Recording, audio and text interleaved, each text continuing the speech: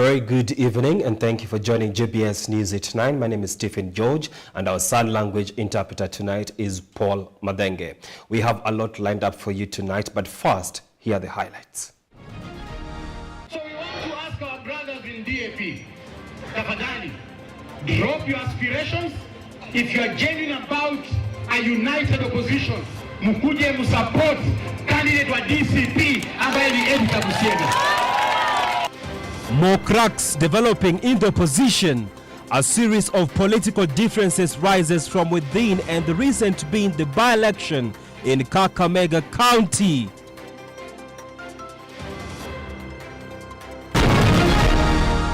Kufahamisha Wakenya, Boniface hatuko naye. Boniface Kariuki murder trial continues as the policeman accused of fatally shooting him during protest in Nairobi has pleaded not guilty to murder charges.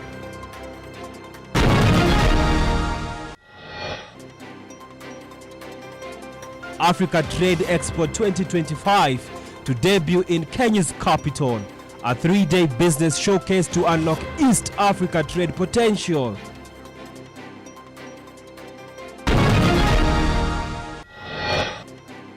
Churchgoers killed in DR Congo. The dead were worshippers taking part in a night vigil when they were attacked by Allied Democratic Forces fighters.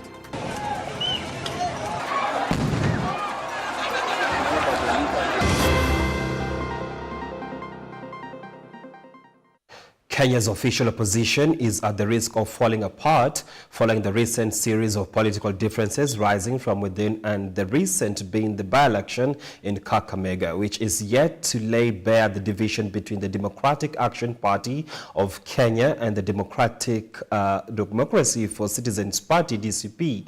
The two political parties' interest in filing a candidate for the parliamentary nomination in Malava is yet adding more cracks to House experiences echoes of division at the moment. Davis Karani reports.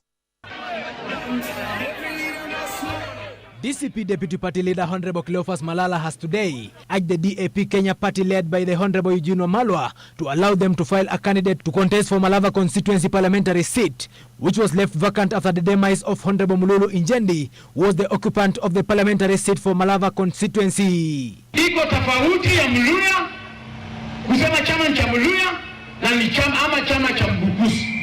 Sababu ukiangalia chama party leader wake Eugene Wamalwa kutoka Trans Nzoia ako na deputy wawili.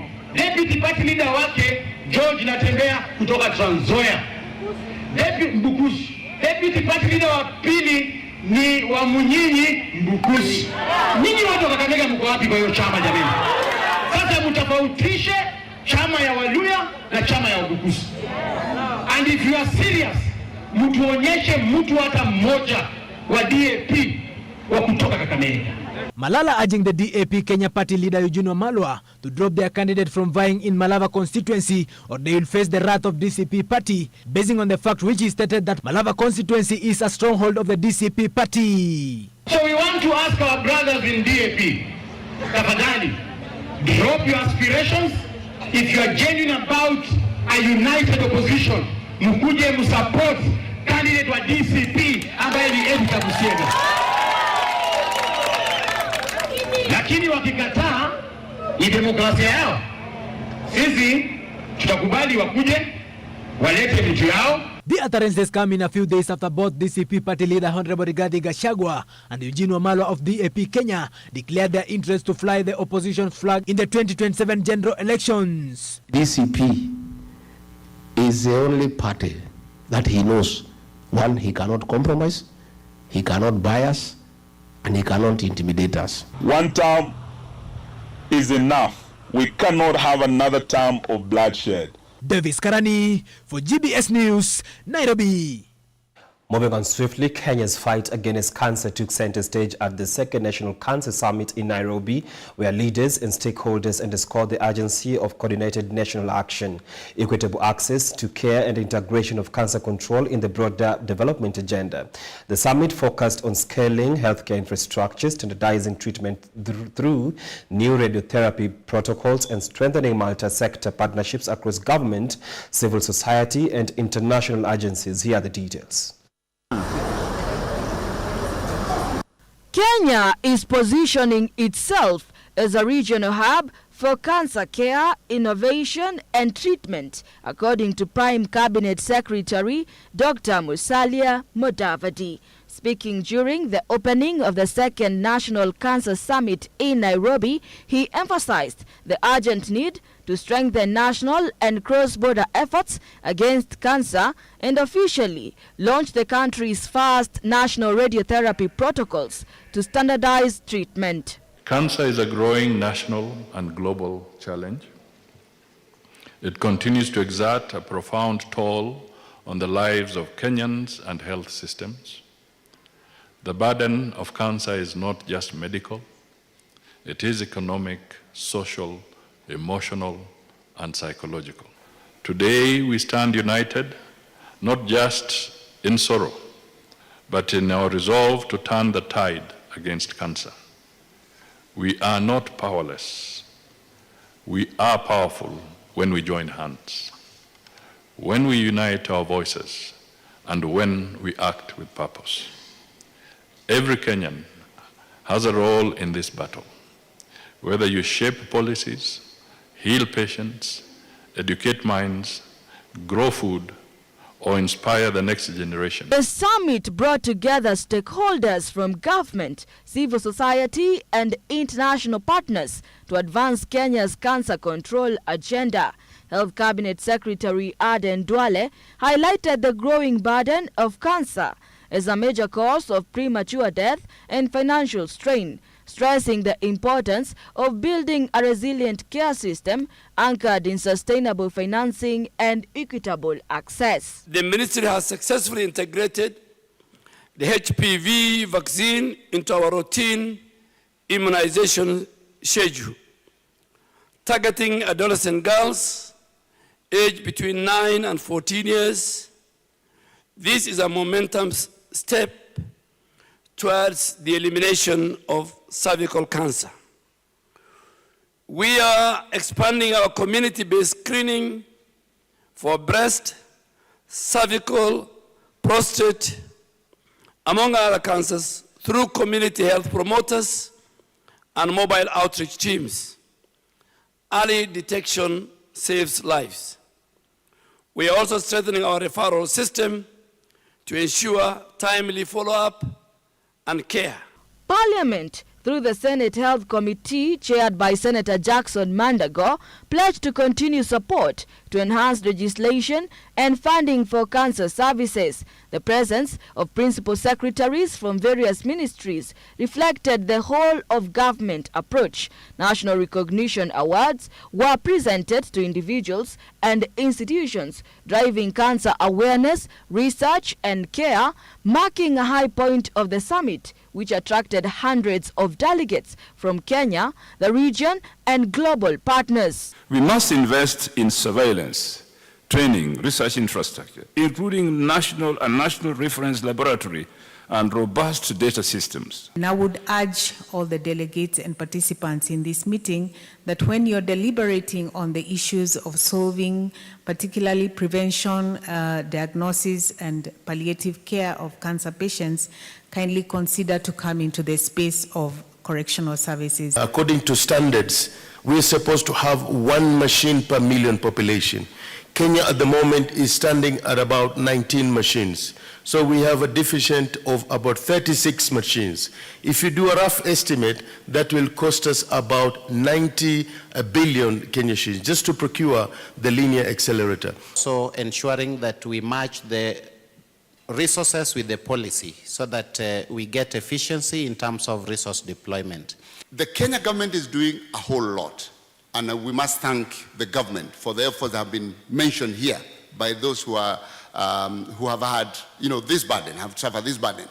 But when you look at the fiscal space, the available money, and you look at our structure of health financing, we would need about $1 billion, Cabinet Secretary, in my view, and PCS, to actually take care of everyone who needs to be taken care of, the screening, the prevention, and the care and treatment needed at our current burden. I would estimate that at about $1 billion. That's about more than 100 billion shillings, which is close to a quarter of our health expenditure generally, which is unaffordable in a country whose GDP and population and the tax collection is as it is right now. We have to face the reality that the fiscal space is low. Beatrice Wangoi, GBS News. To participate in this meeting, DCP party leader Rigathi Gachagua had a tough time as fearless Kenyans in the diaspora in the US asked him tough questions. His constant remarks of safeguarding the mountain region came to haunt him, as well as he was regarded as a tribal chief.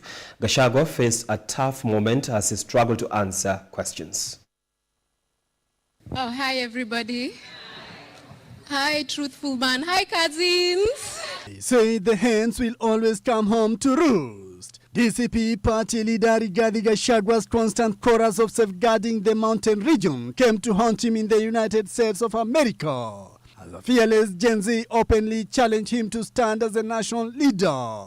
You need, Mheshimiwa, to start positioning yourself as a national leader, not as a tribal leader. And I know many people won't like what I'm saying, but it's the truth. The first mistake that has been done in this event is speaking Kikuyu. And me, I'm from Madeira, Karandi, Numete Wito. So not everyone knows Kikuyu, but I know a little bit. And unless that is addressed, then all this will be for nothing.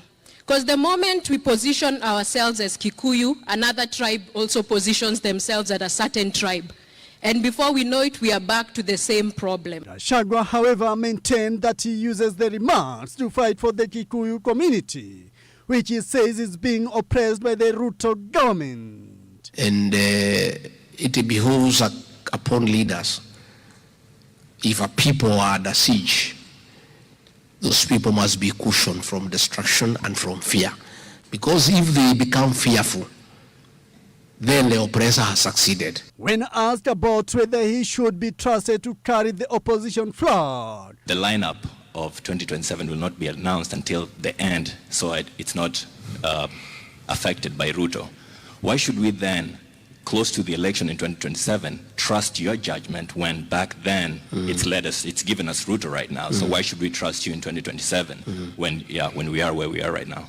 The former DP was emphatic that Kenyans should have faith in him, as he sacrificed his job and stood with the Gen Zs during a critical time. And why the young people trust me?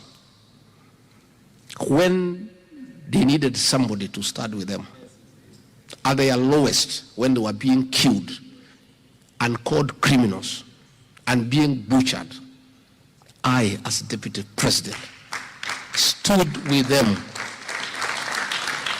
and said, this is unacceptable. I cannot accept it, Mr. President. And I was the deputy president. And Ruto could not believe it, that I could tell him off when I'm in office. I made a decision that to some people looked very foolish and very dangerous, but to many people looked very courageous. It cost me a job. Questions also arose on job creation. My second question is still about creating jobs. What will be your approach to raising government funds without necessarily antagonizing people with tax? Because I feel like they're getting to a point where they will feel that they really don't need to pay tax, and tax is a bad thing. What Kenyans want, one, is no taxation without representation. Let it be discussed properly. Number two, when the taxes are raised and collected, people want return on investment. They want to see their taxes are bettering their lives. And that is what we want to commit to do.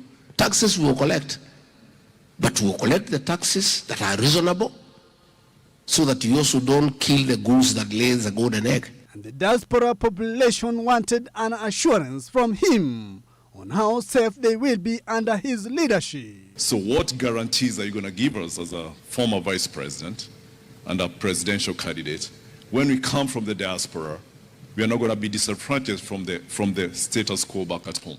That is a big thesis, Your Excellency. We are in the process of creating consultative structures so that this engagement is continuous.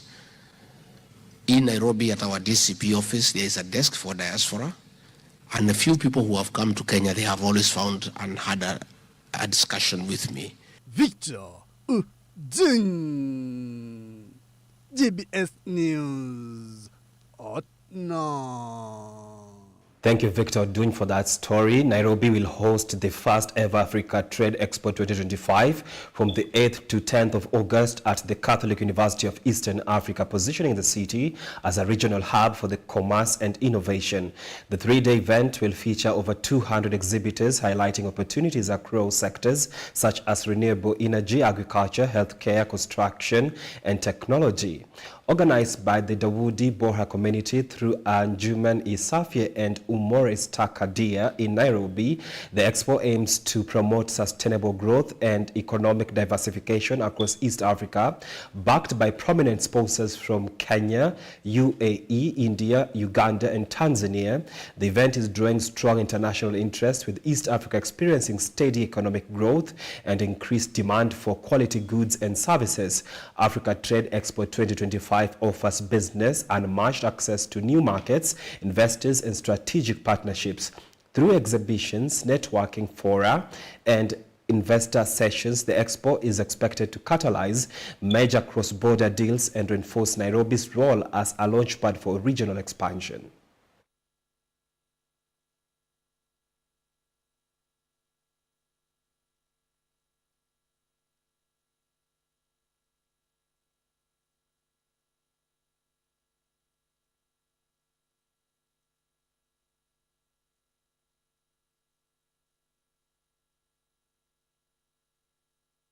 A police officer accused of fatally shooting a young vendor during protest in Nairobi has pleaded not guilty to murder charges. Now, Police Constable Clinzy Baraza is alleged to have shot 22-year-old Boniface Kariuki in the head at a close range during anti-police brutality demonstrations in the city central business district in June. The incident, which was captured on video, sparked national outrage and renewed calls for police accountability. Susan Nganga brings us more. Police Constable Clinzy Barasa has pleaded not guilty to the charge of murdering 22-year-old Boniface Kariuki, a face mask vendor who died after being shot during protest in Nairobi's Central Business District on June 17. Outside the Mint House in Nairobi Central Business District within Nairobi County, murdered Boniface Kariuki. Is that true? Kariuki was hit in the head at close range during the chaos near Imenti House and later succumbed to his injuries at Kenyatta National Hospital on June 30th after spending nearly 2 weeks in a coma. Medical reports indicated catastrophic brain damage caused by a projectile. Kufahamisha Wakenya, Boniface hatuko naye. Saa 9:15 tumepigiwa simu tukaambiwa Boniface amepumzika. The charge against Barasa came after investigations by the IPOA under directive from the Director of Public Prosecution. His co-accused, Constable Duncan Kiprono, was released earlier for lack of evidence. The court ordered a mental health evaluation for Barasa before allowing him to take a plea. He now remains in custody as the trial proceeds. Kariuki's funeral became a moment of national reckoning. His coffin, draped in the Kenyan flag, was carried through a crowd of mourners who expressed both grief and anger. A still from the viral video was placed on his casket. 1 week of you staying in the hospital was the toughest for all of us. We fasted and prayed for miracles to happen and we kept the faith. You are taken from us too soon, in a way no one should ever have to go. Susan Nganga, GBS News, Nairobi. Two members of parliament from Nyanza today accused the Orange Democratic Movement ODM Party Secretary General Edwin Sifuna of abrogating himself from the role of former Prime Minister Raila Odinga's proxy in matters of broad-based government.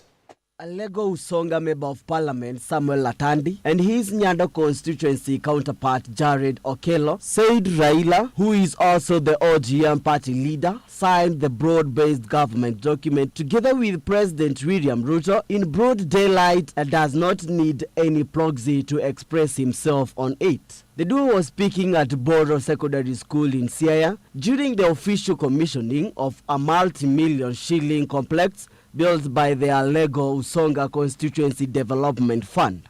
The Minister of Education, represented by our sub-county. Atandi said no amount of rhetoric will change the fact that ODM was part of the broad-based government. The Alego Usonga MP, who is also the National Assembly Budget Committee chairman, said President Ruto led a broad-based government that was working hard to transform the economy, which he said was ruined by the previous administrations. I want to say here that our presence in this government is not by a mistake. There is no mistake about it. Our presence in government is by right, it's by decision. We made a decision to work with President Ruto, and that is why we are working with President Ruto. We are confident that we are working together with President Ruto to transform the economy of the country. The economy of the country was ruined by the previous regimes. The previous regimes borrowed excessively, and some of the monies that were borrowed by Uhuru were stolen. Auditor General Ouko told us that some money was stolen. Eurobond was stolen, about $1 billion was stolen. That is the truth. The records are there. Secondly, we are very, very confident that President William Ruto will run this government successfully and later on continue to serve his remaining 10 years. That political parties are not anchored, or they are not built merely by rhetorics. You don't build a political party by simply rhetoricing and making noise. Political parties are built even using resources. So even if you are a member of ODM and you are holding a leadership position, you should tell us how much contribution you have made in other than rhetorics. Nyando MP Jared Okello warned those who would want to abrogate themselves to role of communicating Raila's thoughts that Kenyans will never lend them their ears. Right Honorable Raila Odinga, together with the President William Samoei Ruto, signed an MOU that was going to govern our transactions with this government in broad daylight. And therefore, those who want to abrogate themselves the roles of communicating Raila's thoughts to this country, we will not listen to you. We will only read the lips of Right Honorable Raila Odinga. And if we get to a stage, and God forbid, that they will have certain disagreements, it is those two to communicate to us, up to and including withdrawal from that MOU, and not anybody else. Reporting from the counties, Paul Elmina. We are taking a short break. Keep streaming through our social media platform at GBS TV Africa. The SMS line is 21114. We'll be right back. AS and A levels is a qualification program that is advanced. That is after one has completed the high GCSE program, then they advise to continue for AS and A level. AS typically is a 1-year program, and A levels is done in the 2nd year after completing the AS level. And this one equips the student with the knowledge that is recommended for the university and also by employers outside the countries or within the country.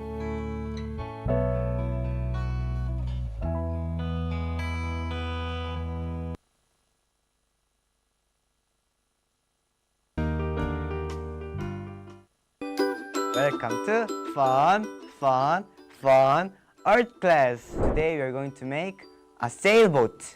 First, you fold a triangle half.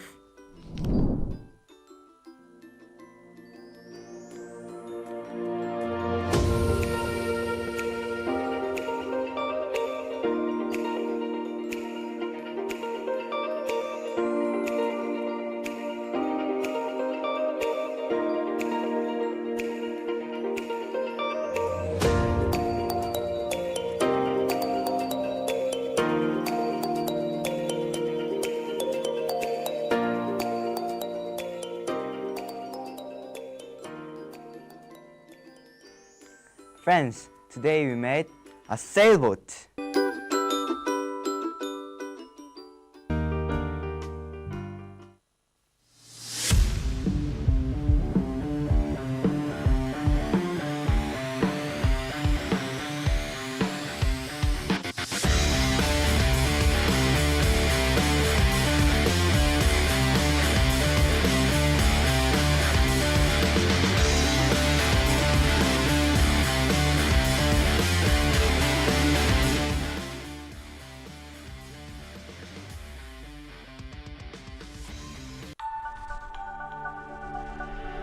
Everywhere, GBS. Welcome back now to international news. Nearly 90% of the Islamic State's operations are now carried out by its affiliates in Africa. Dozens of people have been killed in an attack by an Islamic State affiliate in the Northeastern Democratic Republic of Congo. According to local officials, about 20 of the dead were worshippers taking part in a night vigil at a church in the town of Komanda when they were attacked by Allied Democratic Forces fighters. Nearby shops and businesses looted and set on fire, as Davis Karani now reports. The ADF emerged in Uganda in 1990s, accusing the government there of persecuting Muslims, but is now based over the border in DR Congo, where it regularly attacks civilians of all religions, as well as in Uganda. It has since become part of the Islamic State's Central African Province, which also includes a group of Mozambique. According to the research monitoring, nearly 90% of the operations are now carried out by the affiliates in Africa.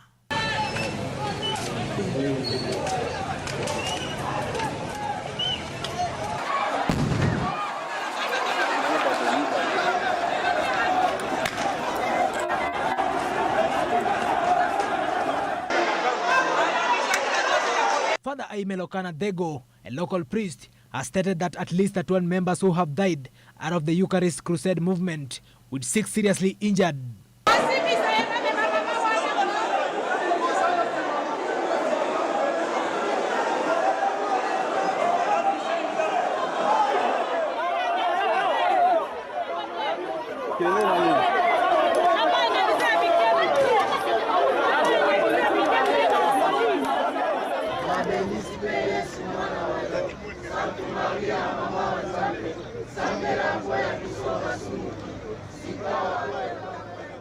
Some young people were kidnapped and are untraceable.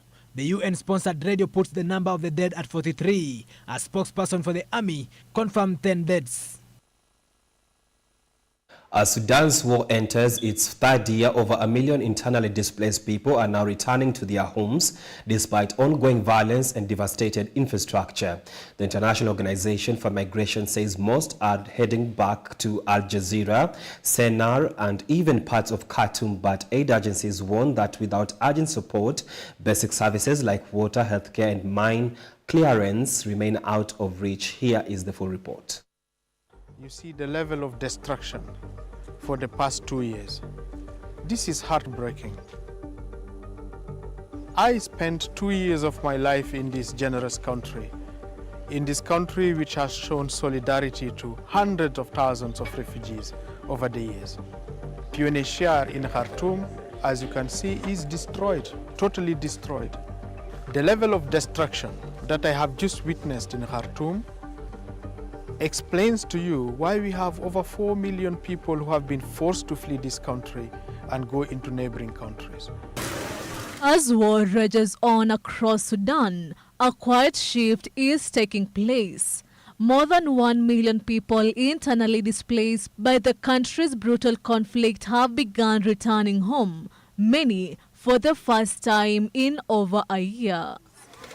The International Organization for Migration says the majority of these returns have been to Al Jazeera State, followed by Sanaa and Khartoum.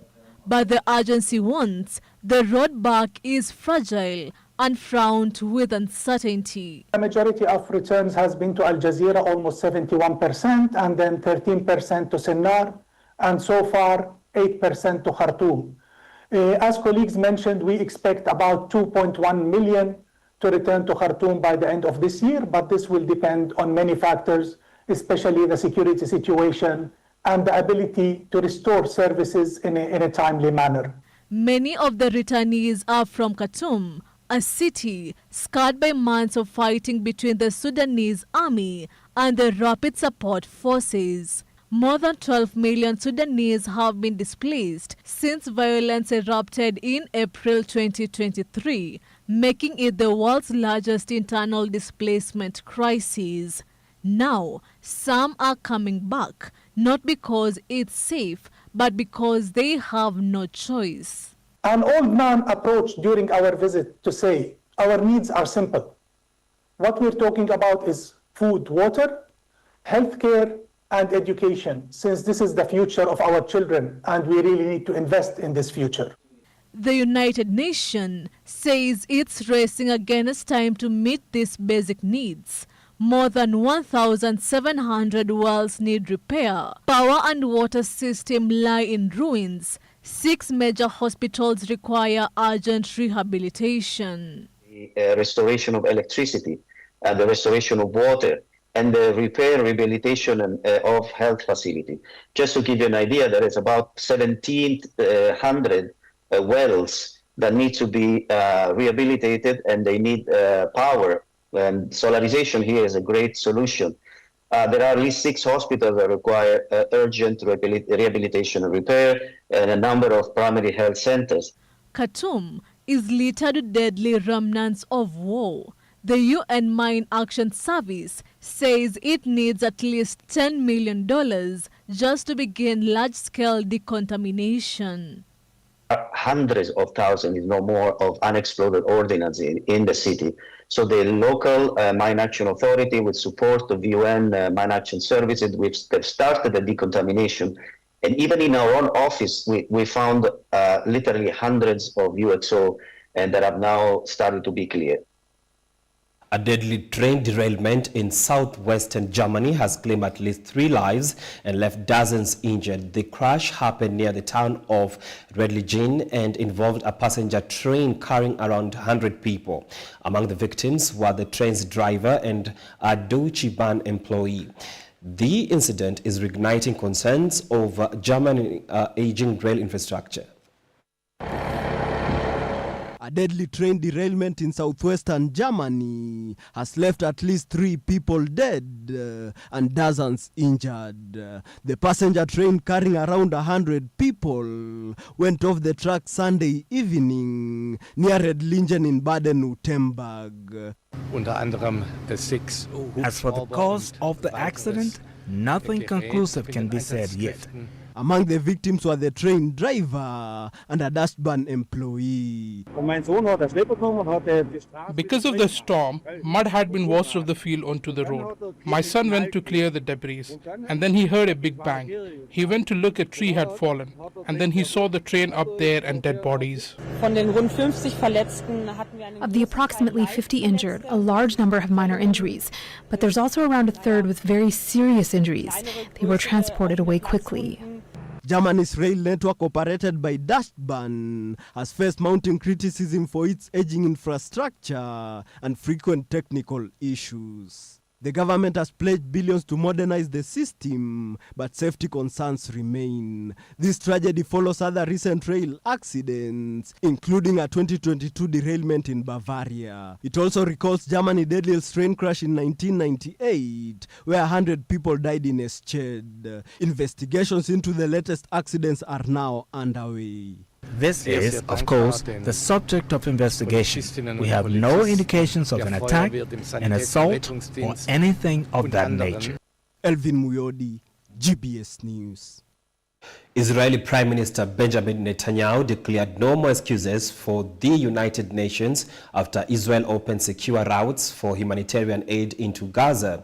In remarks delivered during a visit to Air Base on Sunday, Netanyahu accused the UN of spreading pretext and lies about Israel concerning the blockade of aid to Gaza. Now, this statement comes amid mounting international pressure on Israel to prevent mass starvation in Gaza. Western leaders and humanitarian organizations have criticized Israel for restricting the flow of aid supplies, warning of famine-like conditions affecting hundreds of thousands of Gazans. Netanyahu, however, insisted that Israel has allowed the entry of humanitarian supplies throughout the conflict and suggested that with the new secure routes officially announced, responsibility now lies with the UN and aid agencies to deliver the needed assistance. Despite the opening of these routes, the amount and accessibility of aid remain a contentious issue. The UN World Food Programme reports that a third of Gaza's population has not eaten for days and 470,000 people face extreme hunger. Many aid organizations continue to call for a comprehensive ceasefire, unfettered access, and a large-scale flow of humanitarian aid to address the humanitarian disaster. אבל האו"ם מייצר תירוץ ושקר על מדינת ישראל. הוא אומר, לא נותנים לי להיכנס עם אספקה הומניטרית. נותנים, יש צירים מאובטחים, כל הזמן היו, אבל היום זה רשמי, לא יהיו יותר תירוצים. אנחנו נמשיך להילחם, ואנחנו נמשיך לפעול עד שנשיג את כל יעדי המלחמה שלנו, עד הניצחון. The US and European Union have agreed to a trade deal that includes a 15% tariff on European goods entering the US and significant EU investment in the US. EU Chief Ursula von traveled to Donald Trump's Scottish golf resort for the high-stakes meeting where the US president said the agreement was the biggest deal ever. Here's more the details. In a major development that averts a full-blown transatlantic trade war, the United States and the European Union have reached a landmark trade agreement. The deal, finalized during a high-stakes meeting as President Donald Trump's Scottish golf resort, sets a 15% tariff on European goods entering the U.S. and includes significant European investment commitments. President Trump hailed the agreement as the biggest deal ever reached, marking a pivotal moment in global trade relations. Good news. We've reached a deal. It's a good deal for everybody, I believe. And I think you were saying this is probably the biggest deal ever reached in any capacity, trade or beyond trade. It will bring stability.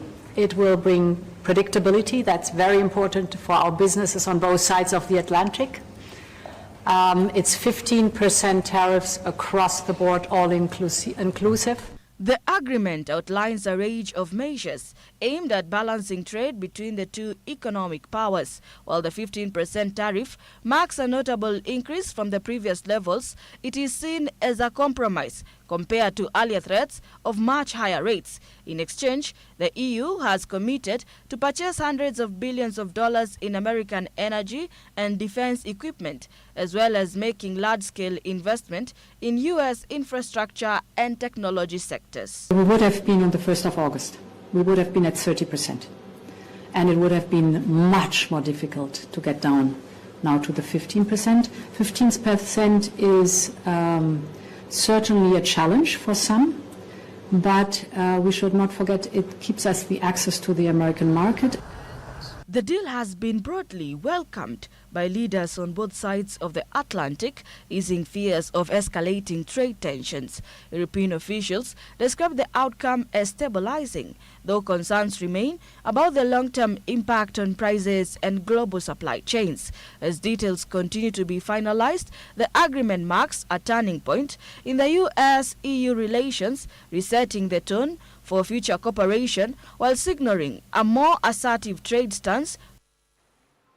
Tesla CEO Elon Musk has said that the U.S. automaker had signed a $16.5 billion deal to source chips from the Samsung Electronics, a move expected to bolster the South Korean tech giant's loss-making contract manufacturing business. Samsung's shares jumped as much as 6.8% to their highest since September last year after news of the deal.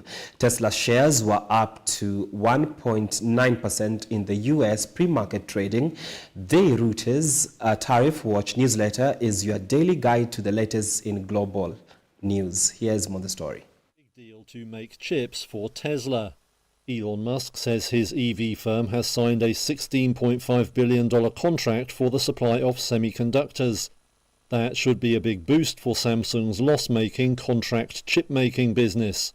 Shares in the firm were up around 6% by early afternoon following the news. Musk said a new Samsung facility in the US would be dedicated to production of the chips. That could refer to a planned plant in Taylor, Texas, which has faced delays amid the South Korean firm's struggles to win and retain big customers. Musk said the plant was conveniently located near his house, and he would personally inspect it to help accelerate progress. It's all very timely for Samsung, which has dropped behind competitors in the race to supply AI chips. Local rival SK Hynix and Taiwan giant TSMC are both seen to have streaked ahead. That has weighed heavily on Samsung's profits and share price. Analysts say the deal could also be helpful for South Korea as it battles to clinch a trade deal with the US.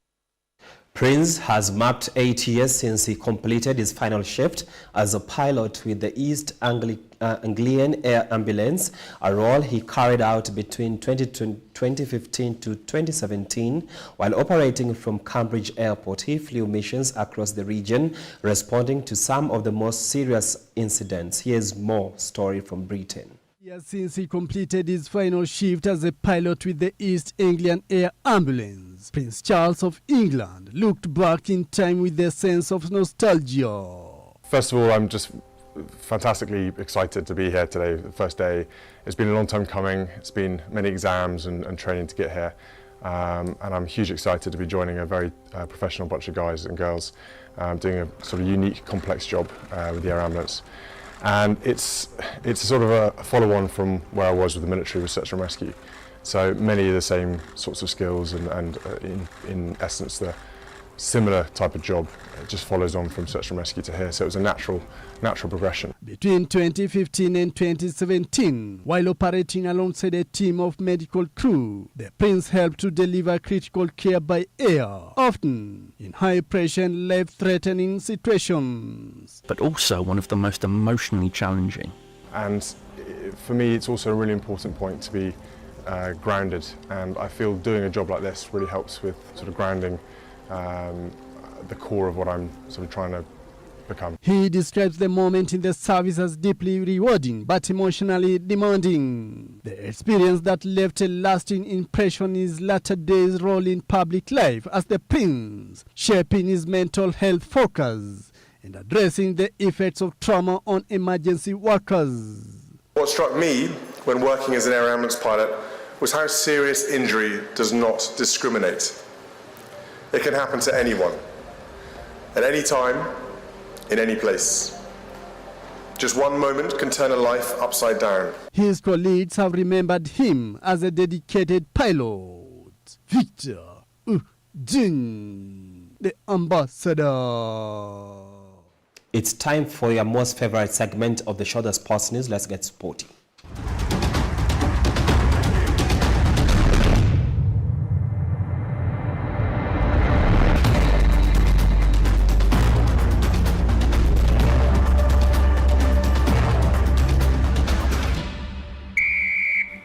The Confederation of African Football Secretary General Veron Mosengo Omba has given Kenya glowing endorsement, saying the country is ready to host the African Nation Championship CHAN. Speaking in Nairobi after inspecting the two proposed venues, that is Kasarani and Nyayo Stadium, Mosengo Omba, who toured the facilities alongside Sports Cabinet Secretary Salim Mvurya and Football Kenya Federation President Hussein Mohamed, urged Kenyans to turn out in large numbers to support the national team, Harambee Stars. The Confederation of African Football Secretary General Veron Mosengo Omba said Kenyans should embrace the Pamoja spirit and rally behind the broader regional effort, noting that the tournament should be viewed not as an event split among Kenya, Uganda and Tanzania, but as one shared stage for East Africa. Kenyans should embrace the Pamoja spirit I have seen all over the country. From what I have seen, the country is very ready to host the competition, he said.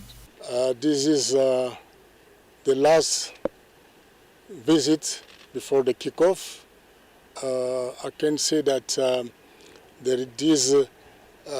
I'm really satisfied to what I have seen. The top grass is here, the changing room, everything is, we are ready. Of course, there's something to be fixed, like the chair to put there, to move from one place to another, but we are ready to kick off on 2nd of August. This is all together one competition. 3 in 1. So 3 of them, they are doing well. And the coordination of very well, exchange of information very well. I think that this is we have to learn from here in Africa, to see 3 countries, they put effort together, they put resources together to deliver this competition. This we have to learn from this. Sports Cabinet Secretary Salim Vuria also reassured both local and international fans that security plans are well underway. Security simulations will be given to ensure the safety of Kenyans and visitors during the competition. I can assure fans the games will be a safe zone and they should come out to support their teams. I had just a small meeting, a brief meeting in my office, and basically the SG is here also to confirm and run through just a final check for hosting of CHAN.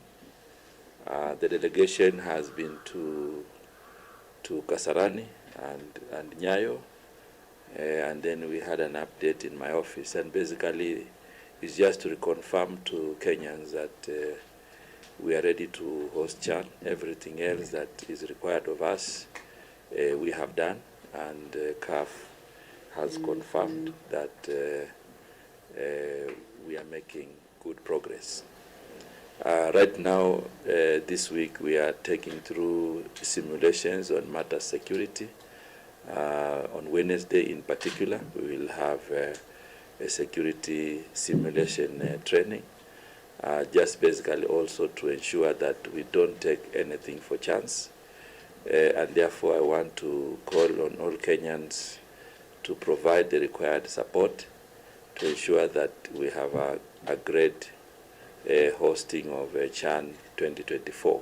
Veron Mosengo Omba observed that Kenya's performance as a co-host will be closely watched as the country bids alongside its regional partners to stage the 2027 African Cup of Nations AFCON. Reporting for GBS TV Sports, I am John Kinyanjui. Kenya's national men and women hockey teams have intensified their training at the City Park Hockey Stadium in Nairobi ahead of the 2025 African Cup of Nations. Scheduled for the 11th to 18th of October in Somalia, Egypt, the tournament will be hosted alongside the women's edition, will mark the 12th edition of the Continental Showpiece organized by the African Hockey Federation. The national men's team coach Michael Mulungu is optimistic that a blend of seasoned players and promising young talent will give Kenya an edge in the Continental Showpiece, which also serves as a qualifier for 2026 Hockey World Cup. The national women's hockey team head coach Meshak Senge has his eyes firmly set on the podium finish. To boost their readiness for the championship, the team has lined up a series of friendly matches as part of their preparation. The squad, with a blend of experienced players and rising young talent, has been training quite vigorously at the City Park Hockey Stadium. The teams have been holding 3 sessions weekly with the focus squarely on the sharpening tactics, fitness and team cohesion. The team will be aiming to build on their recent performances at the 2022 Hockey African Cup of Nations held in Ghana. The women's side clinched bronze with host Ghana and eventual winners Egypt occupying the top spot. Here's more on the story.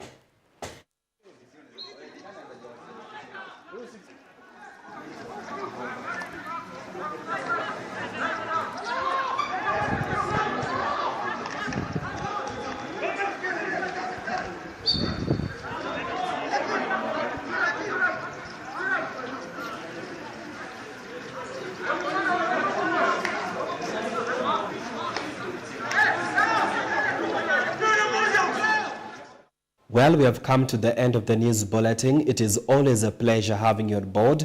Let's do this again next time, same channel. My name is Stephen George, and our sign language interpreter tonight has been Paul Madenge. Good night.